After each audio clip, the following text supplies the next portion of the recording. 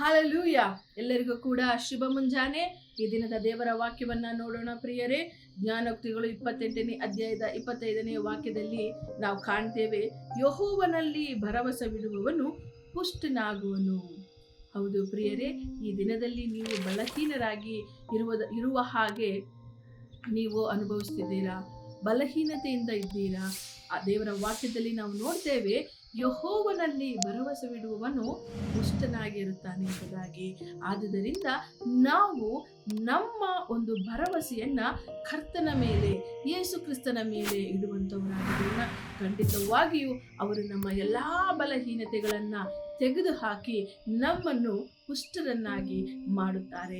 ಆದುದರಿಂದ ನೀವು ಇರುವಂತಹ ಎಲ್ಲ ಬಲಹೀನತೆಗಳು, ಇದು ಯಾವುದೂ ಕೂಡ ನಿಮ್ಮ ಜೀವಿತದಲ್ಲಿ ಶಾಶ್ವತವಾಗಿ ಇರುವಂಥದ್ದಲ್ಲ.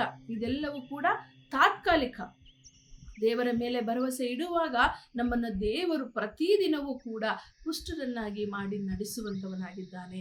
ಆದುದರಿಂದ ಆತನ ಮೇಲೆ ಭರವಸೆ ಇಟ್ಟು ನಾವು ಈ ದಿನವನ್ನು ನಡೆಸೋಣ, ಪ್ರಾರ್ಥಿಸೋಣ. ಸ್ತೋತ್ರ ಸ್ವಾಮಿ, ಈ ದಿನವನ್ನು ನಮಗೆಲ್ಲರಿಗೂ ಕರ್ತನೆ ನೀನು ಕೊಟ್ಟಿದ್ದಕ್ಕಾಗಿ ಸ್ತೋತ್ರ ಅಪ್ಪ. ಈ ದಿನದಲ್ಲಿ ಕರ್ತನೆ ನನ್ನೊಟ್ಟಿಗೆ ಸೇರಿ ಪ್ರಾರ್ಥನೆ ಮಾಡುತ್ತಿರುವಂತಹ ಎಲ್ಲ ಕರ್ತನೆ ನನ್ನ ಸಹೋದರ ಸಹೋದರಿಯರಿಗಾಗಿ ನಾನು ಪ್ರಾರ್ಥನೆ ಮಾಡ್ತಿದ್ದೇನೆ.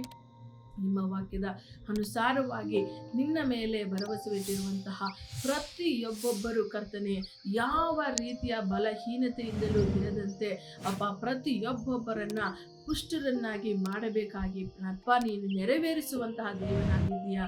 ಅದನ್ನು ಪ್ರತಿಯೊಬ್ಬೊಬ್ಬರ ಜೀವಿತದಲ್ಲಿ ನೆರವೇರಿಸಿ ಎಲ್ಲರೂ ಕರ್ತನೆ ಬಲವನ್ನ ಹೊಂದಿಕೊಂಡು ಈ ದಿನವನ್ನ ಧೈರ್ಯವಾಗಿ ಎದುರಿಸುವಂತ ಕರ್ತನೆ ಒಂದು ಬಲದಿಂದ ಅವರನ್ನ ನಡೆಸಬೇಕಾಗಿ ಯೇಸು ಕ್ರಿಸ್ತನ ನಾಮದಲ್ಲಿ ಪ್ರಾರ್ಥಿಸಿ ಬೇಡಿ ಹೊಂದಿದ್ದೇವೆ ಕರ್ತನೆ.